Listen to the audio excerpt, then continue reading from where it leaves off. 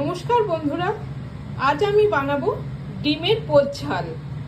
তার জন্য নিয়ে নিয়েছি একটা পেঁয়াজ বেটে নিয়েছি, আদা বাটা, রসুন বাটা, টমেটো বাটা, আর মশলা নিয়েছি ধনে গুঁড়ো, জিরে গুঁড়ো, লঙ্কার গুঁড়ো, হলুদ গুঁড়ো, কাশ্মীরি লঙ্কার গুঁড়ো। এর জন্য নিয়েছি তেজপাতা, গোটা জিরে, দারচিনি, লবঙ্গ, এলাচ আর শুকনো লঙ্কা। নিয়ে নিয়েছি নুন, তেল, চিনি, গরম মশলার গুঁড়ো আর গার্নিশিংয়ের জন্য ধনেপাতা কুচনো। আমি গ্যাসটা জ্বালিয়ে দিয়ে দেবো তেল। গরম হয়ে গেছে, এবার ফোড়নটা দিয়ে দেবো।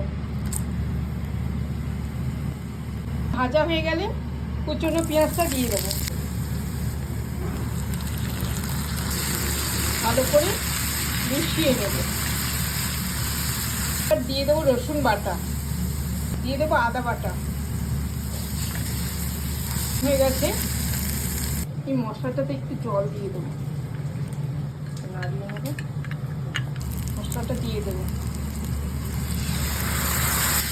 ভালো করে নাড়িয়ে চাড়িয়ে নেব। মশলাটা কষানো হয়ে গেছে, এবার দিয়ে দেবো টমেটো বাটা। ভালো করে মশলার সাথে নেড়ে চেড়ে নেব। দিয়ে দেবো নুন,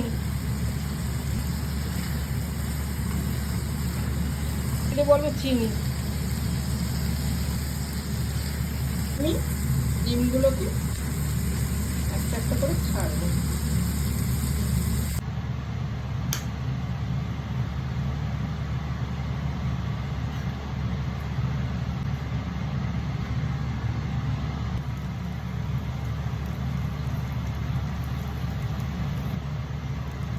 অল্প করে সবকটার উপরে একটু নুন দিয়ে দেবো।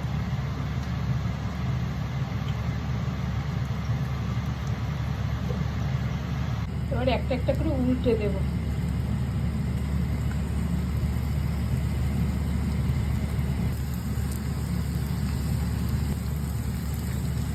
পোচা হয়ে গেছে, এবার একটুখানি গরম মশলার গুঁড়ো দিয়ে দিলাম। এক এক করে নামিয়ে নেব।